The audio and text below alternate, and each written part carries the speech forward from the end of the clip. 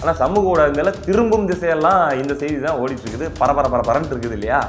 இது பரபரன்றது ஒரு கும்பலுக்கு தக்கன்னு எரிஞ்சுத்தானே ஆகணும். நாங்கள் தான் பயங்கரமாக போராடுறவங்க. எங்களை மாதிரிலாம் போராட முடியுமா? எங்கள் பகுமானம் என்ன தெரியுமா?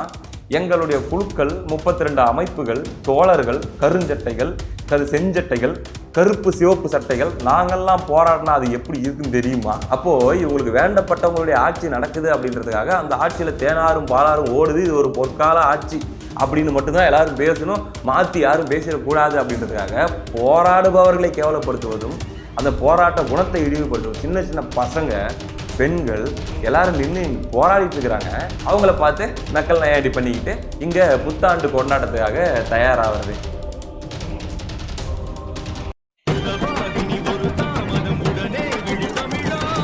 அனைவருக்கும் வணக்கம். நேற்றைய தினம் வருடத்தின் கடைசி நாள், ஆனால் மிகவும் ஒரு ரணகலமான ஒரு தினமாக அமைந்து விட்டது. குறிப்பாக நாம் தமிழர் கட்சியை சார்ந்தவர்களுக்கு அப்படின்றது நமக்கு நல்லா தெரியும். இந்த இடத்துல அனைவருக்கும் ஆங்கில புத்தாண்டு நல்வாழ்த்துக்களை நான் தெரிவிச்சுக்கிறேங்க. அப்படியாக நேற்று அண்ணா பல்கலைக்கழக மாணவிக்கு நடந்த அந்த ஒரு கொடுமையை கண்டித்து நாம் தமிழர் கட்சி சார்பில் வள்ளுவர் கோட்டத்தில் போராட்டம் நடத்துறதுக்கு அனுமதி கேட்டிருந்தாங்க. அனுமதி திட்டவட்டமாக மறுக்கப்பட்டது. காரணம் என்ன அப்படின்னா, அளவுக்கு அதிகமாக கூட்டம் கூடிருன்ற ஒரு காரணமும், ரெண்டாவது காரணம், ஏங்க எல்லாம் இன்னைக்கு புத்தாண்டு கொண்டாட்டத்தில் அங்கங்கே எல்லாம் நாங்கள் பாதுகாப்பு கொடுக்க வேண்டியது இருக்குது, அதனால் இங்கெல்லாம் எங்களுடைய ஃபோர்ஸை கொண்டு வந்து இறக்கி பாதுகாப்பு கொடுத்துட்டு இருக்க முடியாது அப்படின்ற மாதிரிலாம் சொல்லிட்டு பார்த்தீங்கன்னா கிட்டத்தட்ட முக்கால்வாசி போலீஸை அந்த இடத்துல நிறுத்தி வச்சுருந்தாங்க, போராட்டம் நடக்காமல் பாதுகாக்கிறதுக்கு. ஏங்க அங்கே நீங்கள் அரெஸ்ட் பண்ணுறதுக்கு அனுப்பிச்சிருந்தீங்கல்ல போலீஸு, அந்த போலீஸில் ஒரு 10% ஒரு 10 பேர் அந்த பக்கம் அனுப்பிச்சி விட்டுருந்தீங்கனாலே அவங்க பாட்டுக்கு நின்றுட்டு இருக்க போகிறாங்க, போராட்டம் பாட்டுக்கு நடந்து முடிஞ்சிருக்க போகுது. ஏன் அப்படின்னா, நான் பார்த்துருக்கேன், மாபெரும் பிரம்மாண்ட பொதுக்கூட்டம் நாம் தமிழர் கட்சி சார்பில் நடந்தால் கூட அங்கங்கே போலீஸ் நிற்பாங்க, பாதுகாப்புக்கு நிற்கிறதுன்றது அவங்களுடைய கடமை. ரொம்ப ரிலாக்ஸாக எந்த பிரச்சனையும் இல்லாமல் அவங்க பாட்டுக்கு நின்றுட்டு இருப்பாங்க, அவங்களும் சேர்ந்து அந்த கூட்டத்தை பார்த்துட்டு இருப்பாங்க. முடிஞ்ச உடனே அவங்க பாட்டுக்கு கிளம்பி போயிட போகிறாங்க.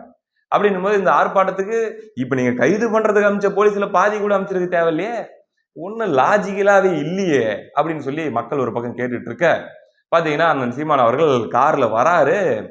வரும்போதே, அதாவது அவர் என்ன நினச்சிட்டு வந்திருக்காரு, நம்ம எப்படி கைது பண்ணுவாங்க முன்கூட்டியே தெரிஞ்சு போச்சு, நம்ம அதுக்கு முன்னாடி ப்ரெஸ் மீட்டை கொடுத்து முதல்ல நம்ம சொல்ல வந்த கருத்துக்கள் எல்லாம் மேடையில் சொல்லணும்னு நினச்சதில் அட்லீஸ்ட் சுருக்கமாக ஒரு 10-20 நிமிஷத்துக்கு பேசிடுவோம், பேசிட்டு கைதாயிடலாம் அப்படின்னு அவர் நினச்சிட்டு இருக்காரு. காரில் இருக்கும்போதே கொண்டு பத்திரிகையாளர்கள்லாம் அந்த மைக்கை நீட்டுறாங்க. அவர் கைதெல்லாம் பண்ண மாட்டாங்கப்பா, இருங்கப்பா பேசலாம் அப்படின்ற மாதிரி அவர் கார்லேருந்து பேசிடுறேன் அப்படின்ற மாதிரி சொல்லியிருப்பார் போலகுது. அப்படின்னு சொல்லிக்கிட்டு இருக்கும்போதே தள்ளு கைது பண்ண போகிறோம் அப்படின்னு சொல்லி கார்ல இருந்து அப்படியே கைது பண்ணி அப்படியே கூட்டிகிட்டு போயிட்டாங்க. அதுக்கப்புறம் அன்று மாலை வரை பயங்கரமாக ட்ரெண்டிங்லாம் நடந்துச்சு. உங்களுக்கு எல்லாருமே தெரியும் எல்லாமே நடந்துச்சுன்ட்டு. இப்போ இப்படியாக கைது நடக்குது. கைது நடந்து இது தமிழ்நாடு முழுக்க பெரிய செய்தியாகுது. சோசியல் மீடியாவில் பயங்கரமான ட்ரெண்டிங். நம்ம மெயின் ஸ்ட்ரீம் மீடியாக்கிட்டலாம் எதிர்பார்க்க முடியாது, அவ்வளோ பேராசைப்படக்கூடாது. ஆனால் சமூக ஊடகங்களில் திரும்பும் திசையெல்லாம் இந்த செய்தி தான் ஓடிட்டு இருக்குது. பரபரன்னு இருக்குது இல்லையா? இது பரபரன்றது ஒரு கும்பலுக்கு தக்கன்னு எரிஞ்சுத்தானே ஆகணும். அதுதானே உலக வழக்கம் அப்படிங்கிற மாதிரி எரிச்சல் கிளம்ப ஆரம்பிச்சிருச்சு. அதில் குறிப்பிட்டு சொல்லணும் அப்படின்னா, நம்முடைய மரியாதைக்குரிய தோழர் சுந்தரவல்லி அவர்கள் அவங்க அப்படியே பார்க்குறாங்க. ஜனவரி ஆரம்பிக்க போது, புது வருஷம் வரப்போகுது, டிசம்பர் 31ன்னா கொஞ்சம் அது ஒரு ஜாலியாக நம்ம பாட்டுக்கு சில் பண்ண வேண்டிய ஒரு நாள். அப்படியே இருந்துட்டு இருக்கிறாங்க. வழக்கமாக சாயந்தரம் 6 மணிக்கு மேலே, ஒரு 8-9 மணிக்கு மேலே தான் அவங்களுக்கு அந்த அறச்சீற்றம்லாம் வர ஆரம்பிக்கும். ஆனால் நேற்று பாருங்க 31ஆம் தேதின்றதுனாலே என்னவோ சாயந்தரம் ஒரு 5:30 மணி வாக்குலலாம் அவங்களுக்கு அந்த அறச்சீற்றம் கிளம்ப ஆரம்பிச்சிருச்சு. அவங்க அப்படியே பார்த்துட்டு ஒரு பதிவு எடுக்கிறாங்க. எடுத்து அப்படியே டைப் பண்ண ஆரம்பிக்கிறாங்க. முன்ன பின்ன ஆர்ப்பாட்டம் பண்ணி கைதாகி மண்டபத்திலேயாச்சும் உட்காந்துட்டு இருந்தா நாம் தமிழ் கட்சிக்காரங்களுக்கு போராட்டம்னா என்னன்னு தெரிஞ்சிருக்கும். 6 மணிக்கெல்லாம் விட்டுருவாங்க, கூட்டிட்டு போங்க. அவங்களா யோசிச்சு அவங்களா ஒரு பதிவு போட்டு 3 உருண்டை, சிரிக்கிற உருண்டை போட்டுறது, கண்ணில் தண்ணி விட்டு சிரிக்கிற மாதிரி போட்டு மறுபடியும் அப்படியே உட்காந்துக்கிறது. அப்படியே ஒரு 10-15 நிமிஷம் யோசனை பண்ணுறது, திருப்பி எடுத்து அப்படியே கடன்னு டைப் பண்ண வேண்டியது.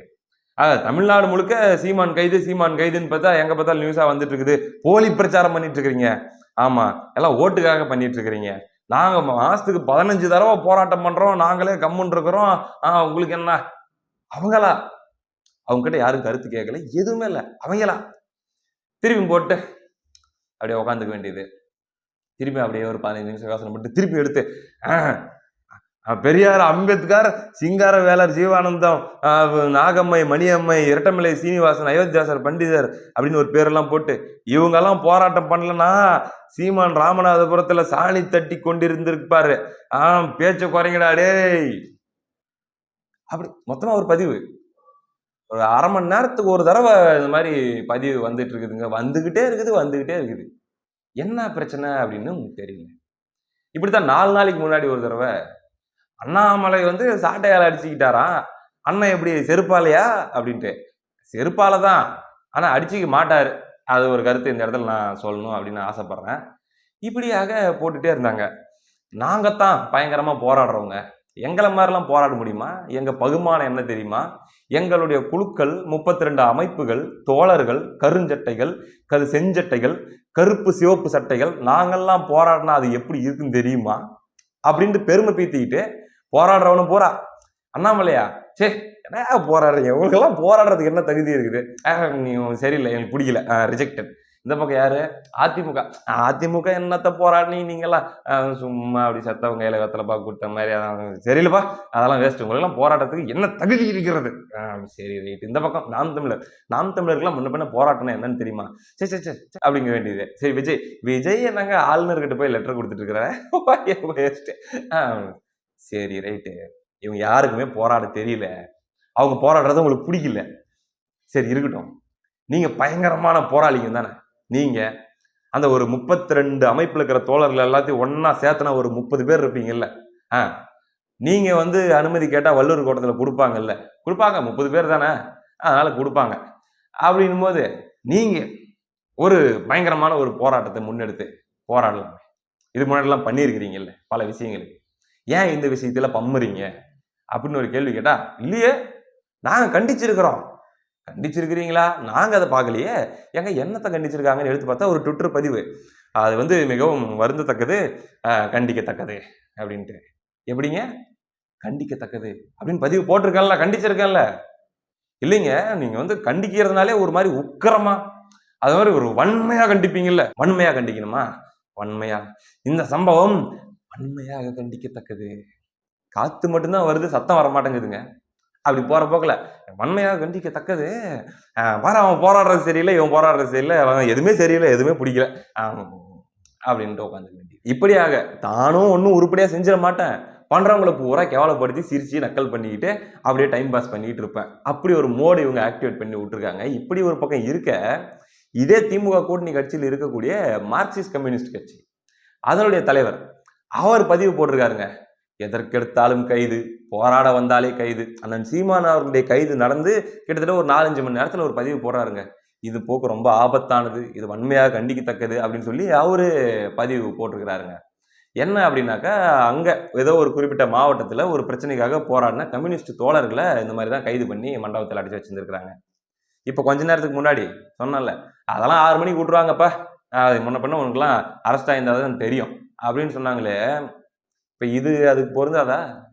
இப்ப இந்த கம்யூனிஸ்ட் தோழர்கள் ஏதோ ஒரு பிரச்சனைக்காக போராடி கைது ஆயிருக்காங்க அப்படின்ற செய்தியை பார்த்து 4 பேர் வந்து அழகாத மண்டபத்துல தான் அடிச்சு வச்சிருப்பாங்க, ஒரு 6 மணிக்கெல்லாம் விட்டுருவாங்கப்பா, சத்தம் போடாத அப்படின்னு சொல்லி அந்த கம்யூனிஸ்ட் கட்சி தலைவரை பார்த்து சொன்னா எப்படி இருக்கும்? அப்போ இவங்களுக்கு வேண்டப்பட்டவங்களுடைய ஆட்சி நடக்குது அப்படின்றதுக்காக அந்த ஆட்சியில தேனாரும் பாலாரும் ஓடுது, இது ஒரு பொற்கால ஆட்சி அப்படின்னு மட்டும்தான் எல்லாரும் பேசணும், மாத்தி யாரும் பேசிடக்கூடாது அப்படின்றதுக்காக போராடுபவர்களை கேவலப்படுத்துவதும், அந்த போராட்ட குணத்தை இழிவுபடுத்துவதும், சின்ன சின்ன பசங்க, பெண்கள் எல்லாரும் நின்று போராடிட்டு இருக்கிறாங்க, அவங்கள பார்த்து நக்கல் நையாண்டி பண்ணிக்கிட்டு இங்க புத்தாண்டு கொண்டாட்டத்துக்காக தயாராகிறது.